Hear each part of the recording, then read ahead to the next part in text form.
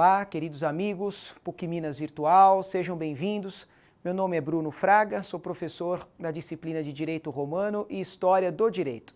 Nessa nossa primeira unidade, nós procuraremos tratar a respeito do direito natural e o pensamento moderno. Para essa etapa, nós escolheremos como principal enfoque da nossa disciplina realizar uma passagem histórica, elevando em consideração alguns aspectos que deram origem ao direito natural, desde a sua elevada influência teológico-cristã, né, e passando pelos momentos de evolução da própria instituição do iluminismo. E a partir de então, estudando por o intermédio de alguns autores tidos como contratualistas, chegarmos a uma consideração mais contemporânea daquilo que corresponde à nossa estrutura do direito natural. E nessa primeira etapa, nós procuraremos nos concentrar num que é considerado dos mais prestigiados autores, filósofos e, por que não, como um grande precursor da própria ideia que todos nós no direito nos acostumamos a consolidar como a teoria da tripartição dos poderes. E por que é importante nós estudarmos isso? Pois, por meio da influência de Montesquieu, que é o nosso autor selecionado, inclusive para a primeira avaliação e, consequentemente, para a própria atividade aberta, que é componente curricular da nossa estrutura da disciplina de Direito Romano também, não se esqueçam disso, ele tem uma influência proeminente e que nós procuraremos estudar um pouquinho da sua influência, não apenas para o âmbito da filosofia política, mas principalmente para a estrutura do direito natural e o escopo, o objetivo que nós tentamos alcançar na nossa primeira unidade. Logo de cara, vocês vão poder perceber que quando nós tratamos de Montesquieu, algumas informações biográficas respeitosas precisam ser trazidas para a nossa consideração. Montesquieu, Charles de Secondat Montesquieu, ou também conhecido como Barão de Brede e Montesquieu, é nascido em mês de janeiro de 1689, em La Brede, Aquitânia, e é morto em 10 de fevereiro de 1755, com 66 anos, em Paris. E por que é importante nós nos dedicarmos um pouquinho no apreço, pelo menos de aspectos introdutórios, biográficos desse importante autor? Principalmente por tentar enxergar a elevada influência que percorreu toda a sua vida, não apenas no seio familiar, como também nos seus estudos. Comecemos então, inicialmente, pela influência recebida por Montesquieu para que ele pudesse chegar a essa estruturação, não apenas do estudo dos poderes, também com grande contributo para a sociologia e para o nosso direito natural, que é objeto de estudo da nossa unidade. Montesquieu estuda na primorosa escola, o colégio de Juilly, pertencente à ordem dos oratorianos.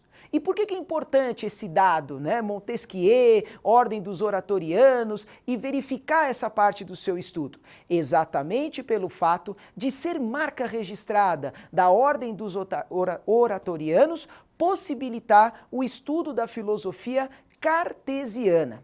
Importante destacar que essa própria corrente filosófica foi posteriormente proibida, rechaçada, né, na ocasião, ou seja, a ordem dos oratorianos teve sensíveis dificuldades em prosseguir no apreço desse estudo, exatamente pelo fato de preconizar uma espécie de influência ou vocação republicana. Então esse dado é muito importante, porque se nós buscarmos hoje um pouco da orientação, da gênese, da fonte de estudo de Montesquieu nessa data, nessa época, nós vamos verificar certas áreas do conhecimento que são típicas dessa apreciação cartesiana, tais como a biologia, a física, a geologia, e esses dados foram extremamente importantes e, por que não, salutares para que Montesquieu pudesse posteriormente cunhar, edificar a sua principal obra, sem sombra de dúvida, O Espírito das Leis. Então, já nessa ocasião, percebíamos que Montesquieu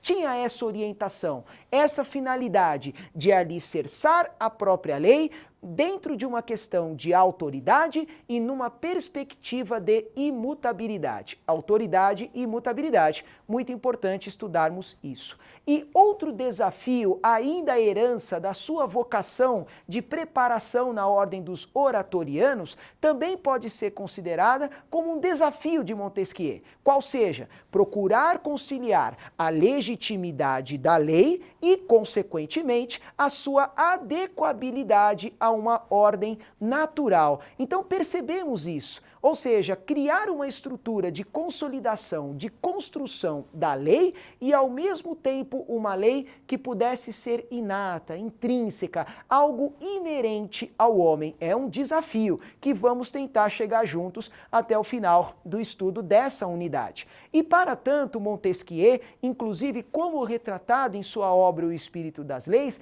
vai procurar definir a lei dentro de uma postura considerada muito importante, qual seja, orientar a lei como um conjunto de relações necessárias, relações essas que derivam da chamada natureza das coisas, relações necessárias que derivam da natureza das coisas. Vamos tentar dissecar, vamos tentar trabalhar com essa frase, relações necessárias e natureza das coisas. Dois aspectos que constituem o mesmo conceito e que vai ser muito importante ao longo dessa nossa unidade. E, para tanto, mais uma vez, Montesquieu revela essa sua vocação, ainda herdada, graças aos seus estudos no Colégio Juilly, da Ordem dos Oratorianos, qual seja, buscar uma confluência, buscar uma adequação dos seus estudos com as ciências empíricas e tendo também como um importante lastro a física newtoniana. E, para tanto, aqui eu quero fazer um parênteses, meus amigos, porque senão nós vamos também buscar outras áreas do conhecimento que não a nossa, fruto da nossa disciplina de Direito Romano e História do Direito. E, para tanto, eu quero aqui fazer um parênteses, como vocês vão enxergar ao longo dos textos de apoio dessa nossa unidade 1. Falaremos muito, destacamos em nossos textos a ideia do chamado jusracionalismo.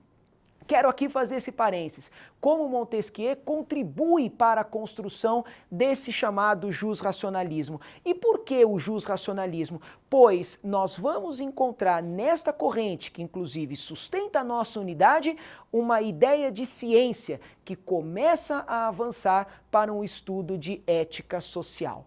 Então, vamos nos concentrar nessa ideia de ética social, pois se tratarmos da ética social, nós já encontramos um contraponto anterior a ela, que era a ideia da ética cristã, uma ética pautada em pressupostos divinos, um conjunto de regras de origem divina, a ideia do homem cunhado, desenhado à imagem e semelhança do próprio Deus. Então, lógico que Montesquieu começa a mudar a sintonia do homem com relação a essa influência eminentemente religiosa.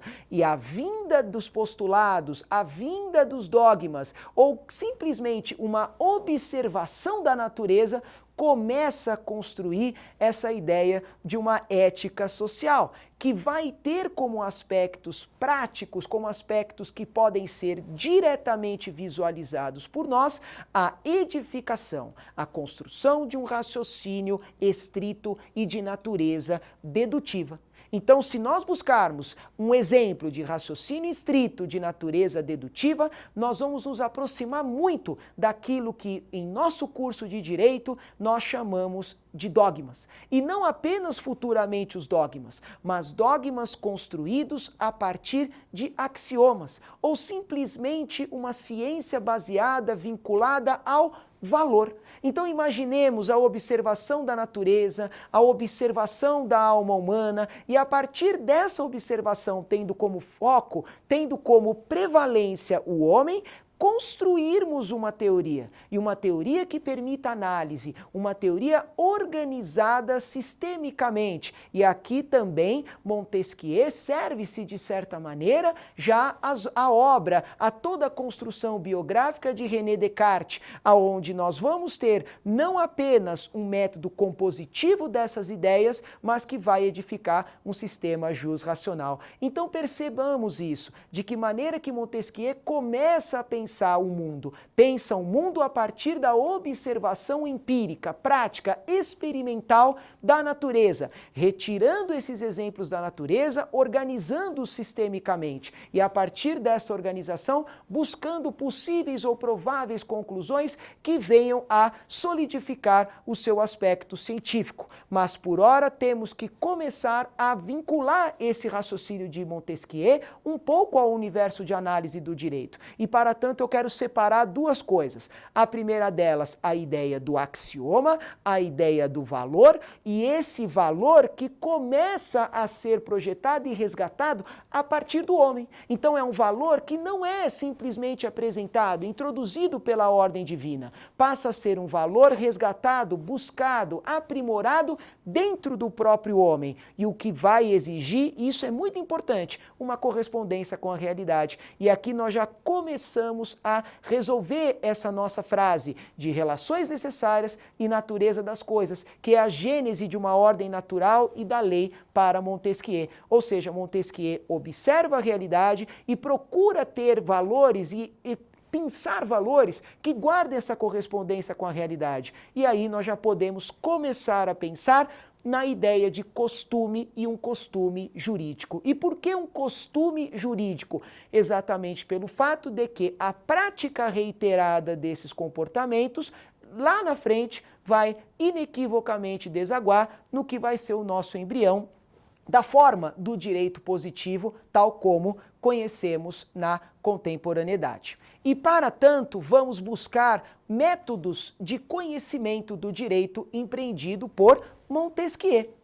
E aqui eu quero me cercar e ter um cuidado, mais uma vez, de passar para vocês, nobres amigos, ainda essa correspondência e herança oratoriana de Montesquieu e que foi aqui plasmado, que foi reproduzido na edificação de sua doutrina.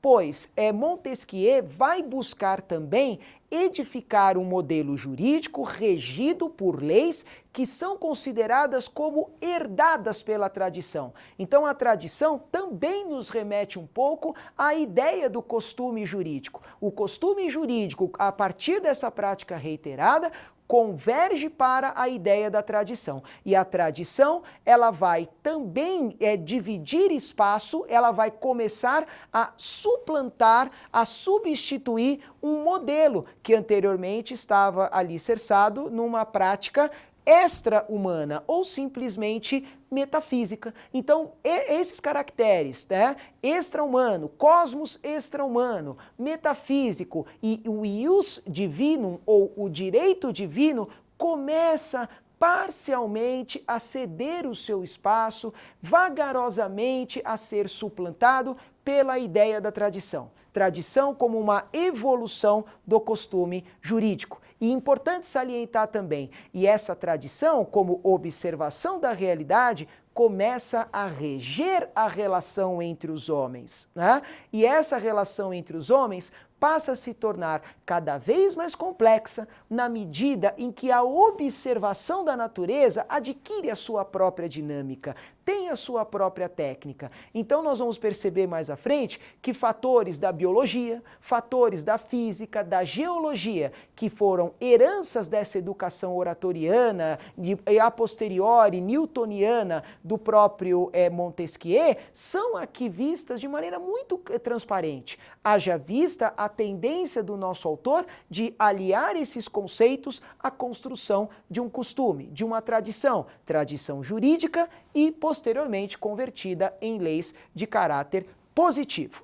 E nesse momento nós começamos também a vislumbrar a prática e a tentativa de se consolidar uma espécie de ideologia, que Montesquieu passa a perseguir dentro de uma relação com o direito natural que estamos tentando buscar esse paralelo para passar para você e para todos vocês, alunos da nossa disciplina de História do Direito. Pois nós vamos enxergar que as finalidades, os objetivos, as relações entre os homens precisam também ser analisadas à luz do próprio soberano. Isso Montesquieu vai nos dizer mais à frente como ficará caracterizado no apreço da nossa unidade. A relação do soberano com os súditos precisa ser uma relação de equilíbrio, de ponderação e, por que não, de moderação. Então, para alcançar esse equilíbrio e essa moderação,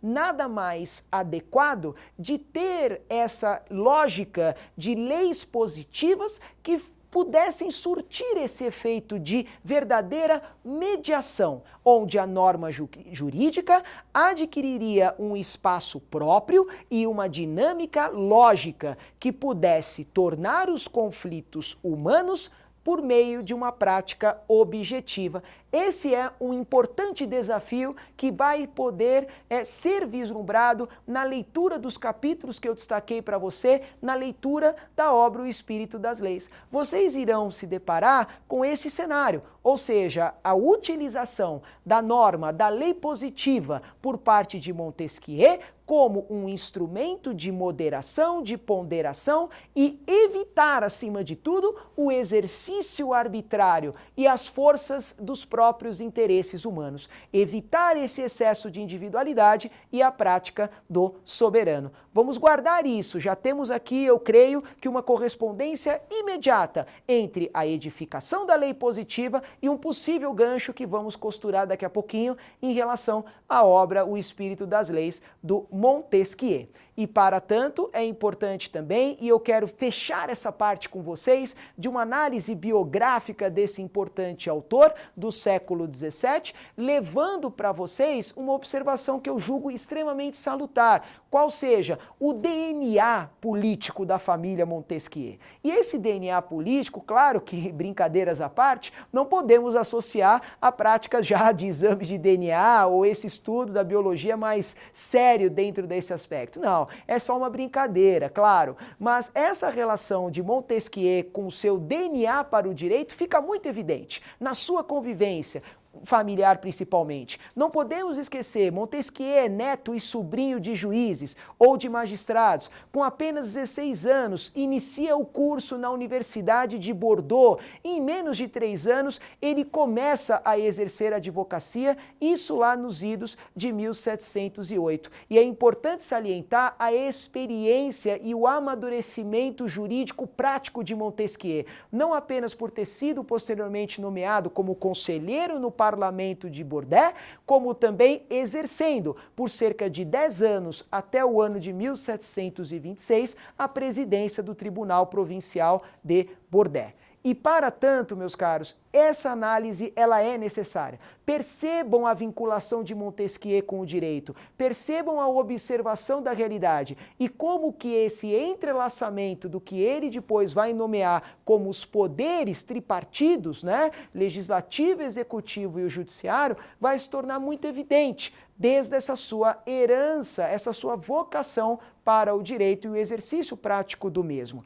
E nesse ponto, nós vamos destacar duas principais obras, uma delas que eu vou citar e a outra que nós vamos nos aprofundar um pouquinho mais. Quero apontar para vocês a importante obra intitulada Cartas Persas, publicada em 1721. É uma importante obra, haja vista Montesquieu enaltecer, robustecer e tornar público uma certa insatisfação e crítica, não apenas aos reis franceses, mas de que maneira que esses reis franceses procura dialogar com a Igreja, sobretudo o rei Luís XIV, a quem ele vai imputar um completo, irrestrito e, obviamente, declarado distanciamento da realidade desse rei com o seu país. Nós vamos lembrar, inclusive por meio da invocação de algumas passagens históricas, que o próprio Montesquieu revela isso, um reinado distante, um monarca afastado da realidade dos seus súditos.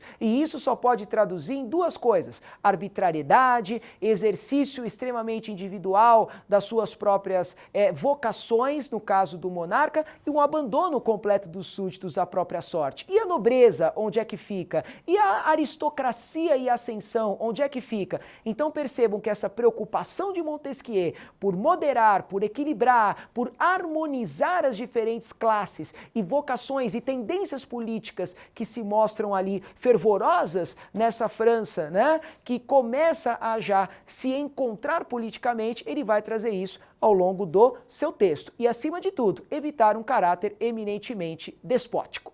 Superamos essa etapa? Vamos lá falar um pouquinho, então, a respeito do espírito das leis. Para falar de espírito das leis, publicada essa obra que foi em 1748, quero lhes fazer um alerta e contar sempre com a sua gentil atenção, querido amigo e amiga da nossa disciplina de História do Direito. Vamos tentar, no momento da leitura dos capítulos que eu indico na nossa página, no momento da reflexão para a nossa atividade aberta, vamos nos concentrar no todo. Eu sempre disse a vocês, e quero repetir, estudar a história do direito significa não apenas nos concentrarmos naquele assunto, naquela ideia ou a ideologia jurídica propugnada pelo Instituto. Não, nós temos que estudar fatores políticos, fatores sociais, implicações econômicas, divisões de classe, pois é a partir dessas relações e dessas interações é que vão surgir, obviamente, as manifestações jurídicas que nos interessam. Então, para tanto, vamos tentar trabalhar o espírito das leis, ao mesmo tempo falando da ideologização política que dela aflora e buscar a ponte para o nosso ordenamento, não nosso, claro, o ordenamento brasileiro, mas principalmente verificar a manifestação jurídica que pode ser enxergada ao longo desse período. E o ponto de partida que vamos eleger para a avaliação criteriosa e buscando a relação com o nosso direito natural da obra O Espírito das Leis é retomar um pouquinho daquela ideia, onde a lei para Montesquieu era definida como as relações ou interações entre as pessoas vinculadas a uma chamada natureza das coisas. Então, buscar a natureza das coisas significa tentar enxergar causas gerais, significa tentar perscrutar circunstâncias morais ou situações que possam ser observadas na natureza, tanto na sua esfera biológica, geológica ou, por que não, física, capazes de nos mostrar certos padrões, certos eventos ou, por que não, tipos sociais capazes de serem discutidos. Então, é por essa razão que muitos estudiosos até aproximam um pouco Montesquieu a essa ideia da sociologia, exatamente pelo fato do próprio Montesquieu, o nosso Barão de Montesquieu, em tentar enxergar possíveis causas ou sequências de acontecimentos que são diretamente responsáveis por uma situação política e jurídica de um Estado. Outro ponto de vanguarda de Montesquieu. Vale dizer, ele, estudando essa chamada natureza das coisas, vai ter uma contribuição sensível para a sociologia. Haja vista ele vislumbrar situações políticas e jurídicas que possam ter uma sequência e, a partir dessa sequência, mapear, edificar ou construir possíveis soluções. A primeira delas que vamos tentar propor na avaliação da obra O Espírito das Leis passa pela organização da diversidade dos hábitos. É claro, se nós enxergarmos os principais sistemas políticos revigorantes na ideia, né, da Europa ocidental, superando essa etapa medieval e já às portas do fenômeno iluminista, nós vamos encontrar governos despóticos, nós vamos encontrar governos monárquicos na sua grande maioria das vezes, e cada um deles tem hábitos, tem costumes, tem práticas reiteradas, tanto para o bem quanto para o mal, súditos sendo perseguidos, assassinados, a influência da igreja, muitas vezes também de ascensão política. Então Montesquieu procura realizar esse mapeamento e classificar esses acontecimentos, buscando possíveis práticas reiteradas e fundamentá-las a partir da lei natural, que é um ponto de destaque na nossa unidade.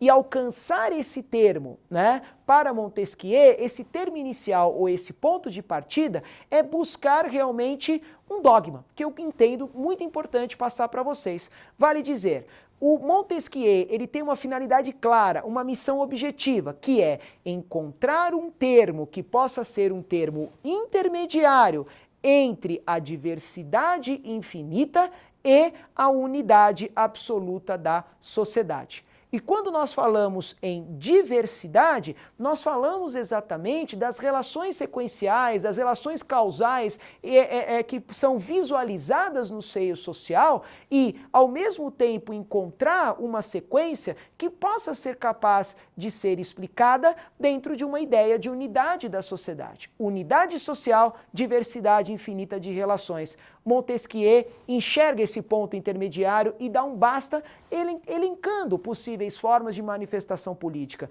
Vamos tentar enxergar cada uma delas. Para tanto, nós temos que verificar dois aspectos que vocês vão encontrar não só nos nossos jogos de slides, como também dos nossos textos de apoio. Eu vou tratar a ideia do espírito das leis enaltecendo dois grandes grupos de análise. O primeiro eu vou nominar como teoria política, o que vai nos remeter sobremaneira aos livros 1 até o livro 12, onde Montesquieu se empenha em aprimorar o conhecimento quanto às formas de governo, definição e princípios norteadores, e depois no que nós vamos chamar de uma teoria jurídica, ou na formação do direito natural. Tá ok? Estamos juntos? Então vamos começar a tratar da teoria política. Em teoria política, Montesquieu, ele, a partir das suas análises, da observação da realidade, do estudo, da apreciação empírica, já nos desperta essa atenção para três principais formas de manifestação ou modalidades de governo, bem conhecidas: república, monarquia e despotismo. Ao falarmos dessas formas de governo introduzidas por Montesquieu, um recado preliminar ele é importante nesse instante para vocês. A maneira mais adequada de conversarmos e dialogarmos sobre estas formas de governo consiste em avaliar duas nuances. Uma delas é a natureza e a outra é o princípio de governo. Lembrando que o próprio Montesquieu evidencia isso. Se nós nos empenharmos em estruturar tanto a natureza quanto a forma de governo, nós vamos conseguir enxergar a melhor forma compreensiva, a maneira mais adequada de se entender a modalidade estudada. Então, essa dica, ela é uma dica importante. E aqui eu quero resgatar mais uma vez, talvez alguns pequenos acontecimentos históricos que permearam a França e que puderam ser talvez utilizados por Montesquieu como forma, como fonte de criação da sua obra e da sua reflexão de natureza política. Quero lembrá-los de um acontecimento histórico importante. Haja visto o que eu falei há pouco, história do direito é aspecto social, é econômico, é cultural, né? É político principalmente. Vejamos que na França do século XV, Carlos VII absteve-se no caso de promover um endurecimento da sua autoridade dinástica. O que isso significa? Significa dizer que a ebulição dos conflitos sociais, principalmente entre súditos que não queriam se adequar às ordens ali preconizadas pelo monarca, conquistas territoriais como certas regiões setentrionais da França, também se mostrava complicada pela dificuldade de arregimentamento de exércitos, fez com que os povos conquistados precisassem de uma certa autonomia. E essa autonomia foi enxergada, no caso, pelo monarca Carlos VII. Vamos perceber alguns eventos interessantes. Carlos VII, nesse movimento de conquistas da França do século XV, ele incentiva algumas práticas políticas curiosas, dentre as quais podemos observar a criação de assembleias regionais, a transferência de poderes financeiros e também judiciais para as instituições locais. Nós vamos perceber mais adiante uma certa herança dessa prática lá atrás do período republicano de Roma, né? Os povos conquistados que mantinham uma espécie de autonomia controlada por Roma é visto novamente, obviamente muitos e muitos séculos depois, pela própria estrutura monárquica da França. Carlos VII conquistava o local, buscava instalar os seus exércitos, mas diante da impossibilidade de sustentar por muito tempo esse equilíbrio do poder, ele mesmo estimulava, incentivava, tratava de manter uma mínima e controlada autonomia dessas regiões. via formação de assembleias, via manutenção de transferências financeiras e de competências para que a manutenção e o tratamento dos conflitos judiciais se mostrasse possível. E isso nos trouxe uma importante ferramenta de análise, que é essa ponte que eu gostaria de fazer para com Montesquieu, que é o quê? Ao mesmo tempo, reafirmar uma unidade da monarquia por meio da devolução das províncias a uma aristocracia bem desenvolvida. Guardem isso, Carlos VII, por meio dessas práticas políticas que poderiam até soar para os ouvidos mais desavisados como possivelmente democráticas, democráticas coisa nenhuma. O que nós podíamos realmente identificar era exatamente isso, impossibilidade do monarca francês de sustentar os exércitos. Ora, qual é a melhor receita? Vamos dar uma pequena autonomia para a realização de reuniões e assembleia, transferência de recursos financeiros, análise dos conflitos judiciais, mas principalmente constituir e consolidar uma aristocracia desenvolvida nesse local. Percebam como nós já começamos a enaltecer um aspecto importante na doutrina de Montesquieu, que é a moderação, que é o equilíbrio, que é a harmonização de possíveis poderes. E nesse caso fica claro, onde nós tínhamos uma aristocracia desenvolvida vinculada ao local, que ao mesmo tempo tinha uma certa deferência aos poderes reais. E isso vai ser levado em consideração em outros instantes também, né, da ideologia de Montesquieu. E por isso mesmo que nós nos permitimos agora apresentar algumas formas de governo. E ao estudar quais seriam essas formas de governo, 3 se notabilizam, como eu disse a vocês: monarquia, república e despotismo. Já que falamos de monarquia no exemplo passado do Carlos VII, vamos começar pela monarquia. Qual é o fundamento da monarquia e, consequentemente, o papel do direito em relação à monarquia? Bom, monarquia, como todos sabem, é aquele governo de um só, onde um só governa. Mas aí vem a pitada de Montesquieu: governa com leis fixas, governa com instituições, ou como ele mesmo vai enaltecer, poderes intermediários. Percebemos aí claramente, né, a ideia de Montesquieu. Coincide com favorecer um governo cujo equilíbrio é sustentado por leis que, como vamos ver no exemplo prático de Montesquieu na Constituição da Inglaterra, coincide com a vinculação do próprio soberano. Ou seja, o soberano governa, mas também tem uma certa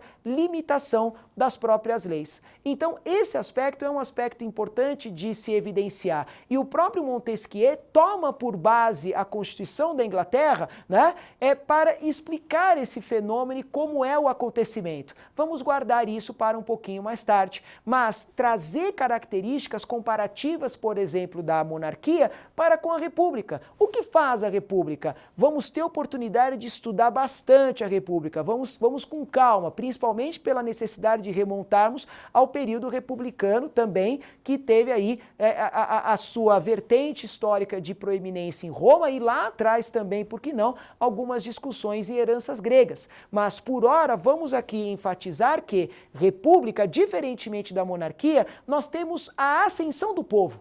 É o povo no todo ou em parte. E esse povo no todo é o exemplo prototípico, né, de uma república, mas também não podemos ocultar que existe uma certa conveniência para que repúblicas onde apenas parte do povo governa também não seriam malquistas, também não seriam rechaçadas. E aqui eu quero, obviamente, apontar, anotar possíveis repúblicas aristocráticas. E principalmente temos como outra vertente um pouco mais abandonada, mas que principalmente naquela ocasião dos escritos, né, ali no século XVIII, quando Montesquieu estruturou a sua obra O Espírito das Leis, nós tínhamos ainda manifestações de governos despóticos, ou seja, onde a vontade de um só, aonde a não política, aonde o medo inequivocamente preponderavam. E Montesquieu cita como exemplo, né, ali nos livros 1 a 12, certos governos despóticos, principalmente na região asiática, né? Talvez principalmente pelo fato de ser ainda uma certa região virgem, sem ainda, né, uma participação específica e análise concreta quanto aos seus mecanismos políticos. Então, consequentemente, o que estava fora desse eixo monárquico da Europa Ocidental, se na Roma Antiga era considerado como povos bárbaros, que não tinham essa cultura romana enraizada, para Montesquieu poderiam ser considerados como estados ou governos de índole despótica. Mas ele não apenas se circunscreve a proceder à descrição das formas de governo. Montesquieu vai além. Montesquieu procura, como eu disse a vocês, explicar cada uma dessas formas de governo, levando em conta duas palavrinhas: a natureza e o princípio. Não nos esqueçamos disso. Natureza e princípio vamos encontrar na monarquia, vamos encontrar na república e vamos até mesmo, dentro de uma adaptação feita pelo próprio autor, vislumbrar no despotismo. Primeiramente, quando tratamos da monarquia, qual é o princípio estrutural da monarquia? Montesquieu aponta como sendo a honra, né? Ou seja, uma paixão social, um sentimento e uma divisão de classe. E aqui, quando falamos de uma paixão social, Montesquieu vai deixar muito claro, né? Se por um lado podemos preferir ainda, nas palavras do próprio autor, o governo monárquico como talvez um governo ideal na estrutura da obra O Espírito das Leis, esse possível governo ideal, ele traz, né, o germen da desigualdade. E por que desigualdade? Pois nós vamos encontrar privilégios, prerrogativas que caracterizam e que ornam essa nobreza e ascensão. Pois se eu tenho distanciamento do monarca aos territórios conquistados, por óbvio que eu tenho que dar certos mimos, certas prerrogativas, predileções a essa nobreza. Por óbvio que a desigualdade vai estar enraizada, construída, já estigmatizada. Mas, via de regra, nós vamos ter uma frase muito importante que também cabe, nesse ponto, salientar a vocês. A ideia de bem público toma corpo, ou seja, ao invés de enaltecermos particularismos e apetites da nobreza, vamos encontrar um respeito, não ainda inequívoco à coisa pública, mas os nobres tinham essa consciência, não podiam avançar ferozmente em relação a todos os bens e benesses da monarquia. Não, eles tinham que ter cautela, pois tinha um soberano ali que comandava e, ao mesmo tempo, a nobreza tinha também os seus privilégios. Então, esse acordo entre classes é a principal marca registrada de uma monarquia, aonde prepondera principalmente a honra. Honra leva à classe social, aonde uns são mais honrados, outros menos honrados, o que hoje pode até ser amplamente discutido, mas na época da elaboração da obra O Espírito das Leis é um ingrediente, é um princípio, acima de tudo, enxergado nessa linha de argumentação. E o outro princípio? Será que para pela honra? Será que a monarquia já se faz suficiente? Ainda não. Vamos encontrar ainda dois princípios. Um deles associado frontalmente à lógica da república, qual seja o princípio da virtude. Res publica, coisa pública. A ideia de manutenção da coisa pública, por óbvio, só pode estar motivada por um ímpeto de espírito cívico. Agora, temos que ter cuidado. Será que todos tinham a virtude? A virtude nasce com o homem? A virtude é conquistada em sociedade? Ou apenas parcela dessa população poderia ostentar realmente a virtude? Talvez parcela, aqui nos referindo à própria ideia de nobreza ou aristocracia. O que se deve ter em mente, nas palavras de Montesquieu, é que a supremacia do bem público sobre os interesses particulares é a mola propulsora desse sistema de governo intitulado república. E, principalmente, se temos uma república, não se tem poder intermediário, porque tudo se encontra nas mãos do povo. A execução da lei, as práticas de julgamento, a estrutura legislativa, é como se remontássemos a um período onde até mesmo os reis fossem dispensáveis e, por que não, inexistentes. E dentro dessa prevalência do interesse público sobre um regime popular, como moderar?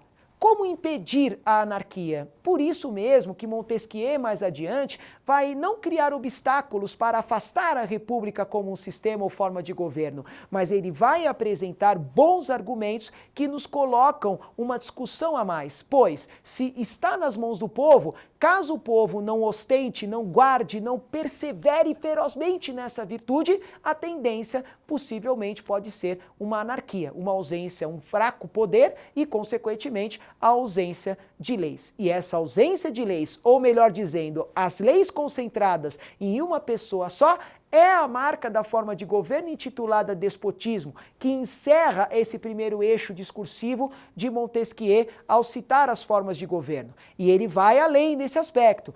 Quais são os traços característicos do despotismo? Medo. Né? Outro traço característico. Se nós não temos definição do despotismo, mas nós conseguimos explicar cabalmente que o Estado, ele passa a ser um Estado não corrupto, mas um Estado frágil, pois o medo traz consigo a negação da política. E o papel dos súditos, como é que fica nesse estado constante de medo? Eles também são movidos pelo medo. Então, a partir dessa ideia de um governo despótico, o afastamento do monarca em relação aos súditos, ele é evidente. A fragilidade se concretiza e a dificuldade se potencializa. Por isso mesmo que Montesquieu não deixa de frisar essa relação entre o despotismo como uma forma de governo típica dos estados ou territórios asiáticos, mas ele faz questão sim de entronizar isso, pois é possível também extrair dali aquela ideia de unidade absoluta da sociedade e ao mesmo tempo uma relação infinita, né, de práticas e interações. E é por essa razão que podemos concluir essa etapa da teoria política veiculando uma análise que Montesquieu se propõe a fazer, onde o governo republicano, estabelecendo esse e o governo monárquico, essa distinção apontada por Montesquieu entre essas duas formas faz com que o governo republicano esteja fundado na igualdade e o monárquico na desigualdade. Lembrem disso. Por que desigualdade? Principalmente pela estrutura de classes. E é por isso mesmo que a substituição da virtude pela honra mantém essa característica de moderação no exercício do poder. Então aí Montesquieu toma partido e enaltece exatamente esse fato. Monarquia tem esse viés da desigualdade, mas a honra auxilia na obtenção de uma moderação. Por outro lado, a República fundamenta essa elevada igualdade, mas é muito difícil eu conquistar essa virtude uníssona entre as diferentes classes sociais ou o povo como um todo.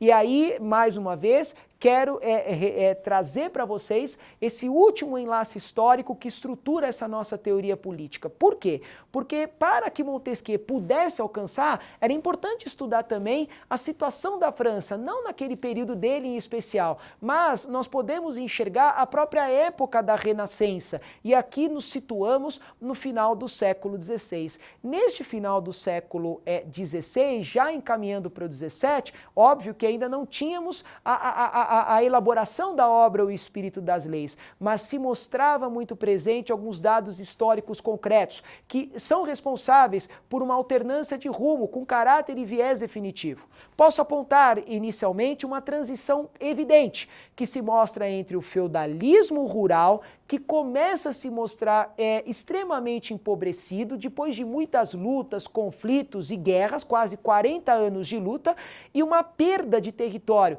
principalmente na região da Itália. Ou seja, esses conflitos, essa belicosidade, né, os conflitos armados protagonizados pela França não fizeram bem para a França. Por quê? Porque não apenas teve perdas, baixas humanitárias e, consequentemente, de recursos financeiros, mas fez com que o pouco do feudalismo que restava ainda nessa transição da Renascença fosse quase que aniquilado. Então nós vamos perceber que certos grupos começam a florar. E aqui eu quero apontar dois que vocês vão enxergar nos nossos textos de apoio. De um lado, os huguenotes e do outro, aqueles que defendiam a chamada Santa Liga. esta última controlada pela monarquia. Então, essa divisão de grupos, tá, começa a apontar o germe da moderação, pois os huguenotes que se insurgiram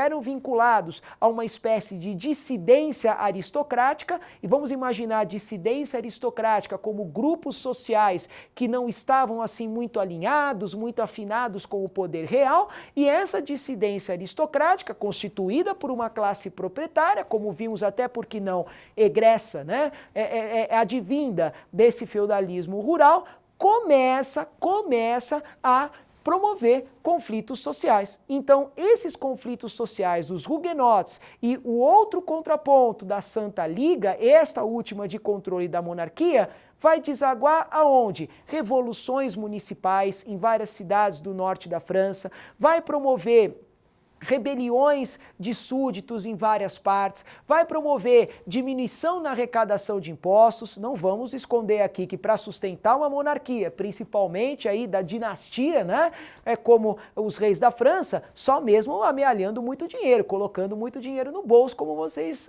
imaginam no decorrer da história. Então, como é que eu vou conciliar tudo isso? Não há receita de sucesso. É sentar, é conversar, é moderar e é equilibrar. Não nos esqueçamos que até mesmo Paris foi tomada na época por um comitê de clérigos apoiados por massas plebeias. Opa, comitê de clérigos apoiado por massas plebeias, onde massas plebeias começam a buscar uma ascensão, o que isso poderia desaguar como uma futura base do republicanismo. Então vejam bem essa importante etapa histórica. Diversos conflitos, revoluções que começam a basear em conflitos de massas plebeias e aristocracia, sem moderação não adianta. Ou seja, era preciso resgatar a monarquia. E é importante, até peço desculpas por trazer para vocês esse detalhe histórico tão importante na nossa disciplina de História do Direito. Por quê? Porque são heranças históricas que com certeza serviram de embasamento para os estudiosos da época e, por que não, também para Montesquieu consolidar o seu espírito das leis. E essa interpretação, esse pensamento político vai nos remeter ao exercício de um poder, mas um exercício de um poder que começa a buscar uma combinação. Pois, de que maneira que nós vamos encontrar essa moderação que não por outra via a respeito de um equilíbrio conquistado junto à aristocracia e junto à monarquia. Por essa razão, nós vamos encontrar a edificação de um regime político aonde o poder do soberano começa a ser exercido por meio de leis, pela estatuição de uma ordem. E aqui Montesquieu fecha essa sua lógica da teoria política, marcado o quê? Pela análise da Constituição da Inglaterra. E por que ele vai eleger a Constituição da Inglaterra? Pois na obra O Espírito das Leis, a Constituição inglesa, ela é esse exemplo.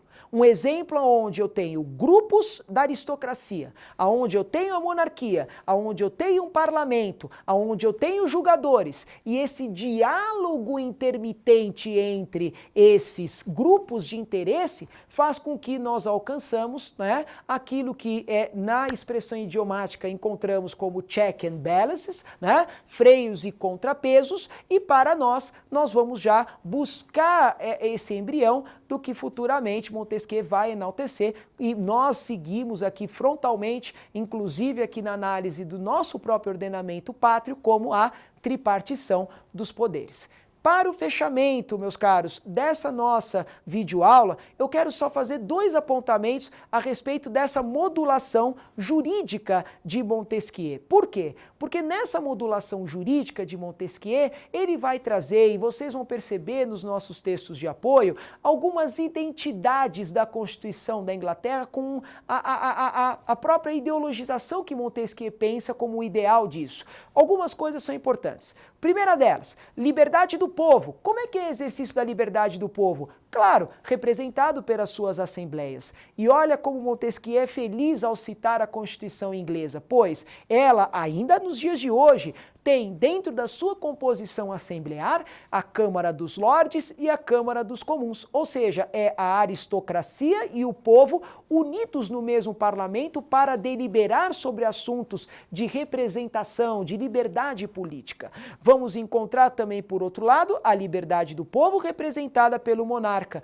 Pode parecer contraditório, ou seja, povo representado por assembleias, povo representado pelo monarca. Talvez não. Por quê? Pois a função desse monarca, estatuída pela Constituição inglesa, constitui um poder que é uma vocação executiva, aonde a rapidez da decisão, a conveniência de uma só pessoa vão ao encontro de uma praticidade e dinamismo para a execução das políticas. Por isso mesmo que o poder executivo começa a se desenhar nas mãos de uma só pessoa. Pensem e tentem retomar esse raciocínio, e essa é mais uma razão pela qual Montesquieu afasta um pouco a forma de governo intitulada como república de um modelo que talvez possa ser ideal. Por quê? Porque é muito mais fácil você alcançar a virtude num grupo mais fechado ou até mesmo em uma pessoa do que talvez de você propor esse aspecto deliberativo para toda uma coletividade. E aí nós vamos buscar uma terceira forma de liberdade do povo.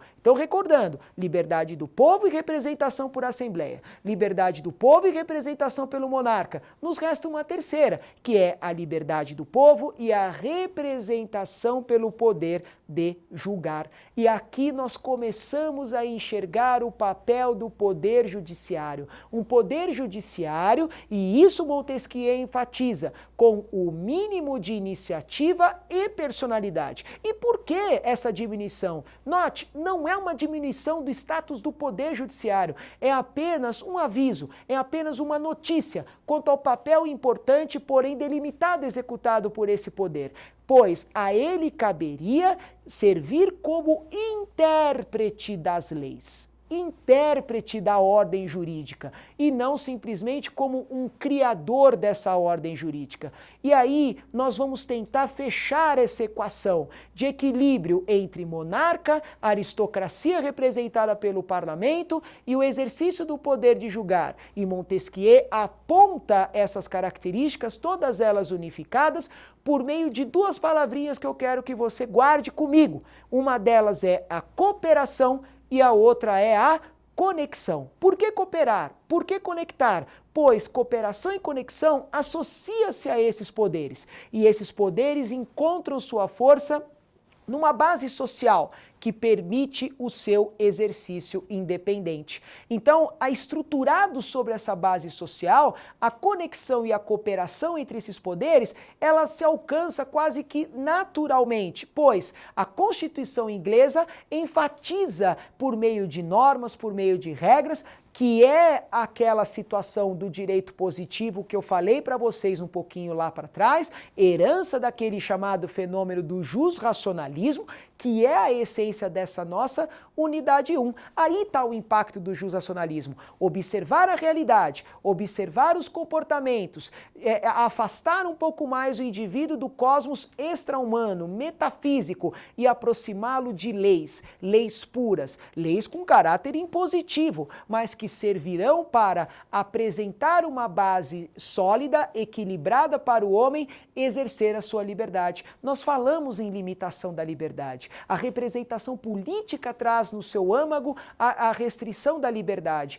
E a restrição da liberdade vai se dar por meio das leis positivas. E essa restrição da liberdade é o que acaba, de uma certa maneira, contribuindo. Normas que restringem a liberdade vão restringir, via de regra, também o quê? A esfera de atuação de cada um desses poderes, tanto o executivo como o legislativo e o judiciário, como mostra Montesquieu na análise da sua Constituição inglesa. Executar, julgar, deliberar, cada um desses papéis muito bem construídos e harmonizados na essência desses poderes. E para tanto, Vamos concluindo, talvez com duas observações, e isso é uma prática que eu quero fazer com vocês. Vamos concluir juntos, vamos extrair ideias não só para a nossa próxima unidade, mas que podem ser preciosas, sobretudo para a nossa avaliação e para a nossa atividade aberta. Quero aqui trazer uma coisa para vocês. A primeira delas é que um Estado livre vai permitir limitação de poder. Não há que se falar um Estado livre com poder ilimitado. Essa é uma grande lição que, a meu ver, é extraída da obra O Espírito das Leis. O autor vai destacar, no caso Montesquieu, em seu livro 11, exatamente essa forma. A equiparação dos poderes, a equivalência, o equilíbrio entre os poderes tem esse desiderato, tem essa nuance de harmonizar e permitir com que a base social seja muito bem conduzida. E isso também vai permitir uma competição social. Vejam só a profundidade dessa expressão, pois num regime moderado é normal que se tenha competição social como uma forma de se alcançar o equilíbrio, pois se eu não tenho competição social, a tendência é que as classes fiquem imutáveis, elas não consigam progredir e isso vai levar, nós já sabemos aonde, conflitos, rebeliões, massas plebeias versus aristocracia, e parece que o fim dessa história nunca foi muito legal, não é mesmo? Então, pensar em competição social significa criar condições para um equilíbrio moderado. Moderação e competição. Como aliar essas palavras que às vezes são inversa uma em relação à outra? Talvez por meio de um Estado livre e estruturado por meio de poderes. Essa é uma das conclusões. E, consequentemente, quero apontar para vocês também o seguinte, o papel da Constituição. Nós que, como operadores do direito, nos preocupamos tanto em defender a nossa Constituição, vamos tentar defendê-la, mas não apenas sob o seu aspecto jurídico. Vamos entender a Constituição, como Montesquieu talvez quis nos passar, como um documento político claro, cristalino, clarividente, que pudesse exibir a limitação de cada um dos poderes. A Constituição é esse instrumento de conexão e cooperação entre os poderes. E eu gostaria demais que você, não apenas acompanhando nossa videoaula, mas também refletindo sobre os textos de apoio, tivesse isso em consideração, pois em nossa atividade, em nossa avaliação, no nosso fórum de discussões, nós trataremos muito a respeito desse papel que uma Constituição tem, que não apenas estabelecer conjunto de normas e princípios para regular a vida das pessoas em sociedade. Não, a Constituição também é um importante documento político que permite a vivência do homem em sociedade. Não apenas a vivência do homem consigo mesmo em relação ao seu semelhante, mas o homem que possa ter uma perspectiva de participação política. O espírito das leis não foi para que Montesquieu incentivasse a criação de leis puras, leis positivas, dotadas de forte imperatividade. A ideia de Montesquieu foi, ao estudar o verdadeiro espírito, é entender o quê? Como que uma lei possibilita a conexão e, principalmente, incentiva a cooperação. Será que a nossa Constituição Federal de 88 também tem em seu conteúdo mecanismos semelhantes ao que o Montesquieu nos proclama? Será que nós podemos encontrar na nossa Constituição relações de justiça que possibilitam ao homem ter direitos e garantias fundamentais? Aqueles do artigo 5º que podem ser oponíveis, ou seja, apresentados inclusive contra o Estado? E por fim, de que maneira que hoje nós encontramos o exercício desses sistemas de freios e contrapesos? Além, é claro, da doutrina de Montesquieu, será que a nossa Constituição apresenta esse instrumento de freios e contrapesos? Percebam o quão rica é a história do direito e de que maneira, por meio do estudo do chamado direito natural, e nesse caso associado ao papel da Constituição, como já declarados por Montesquieu, podem nos auxiliar a compreender o nosso próximo ordenamento. E é por aqui que eu fico. Agradeço muito a atenção de vocês e não deixem de corresponder comigo na nossa disciplina. Correspondam entre vocês também, pois é assim que nós construiremos uma disciplina de Direito Romano e História do Direito associada a esse espírito de conexão e cooperatividade, da mesma forma que Montesquieu tentou nos exibir. Muito obrigado.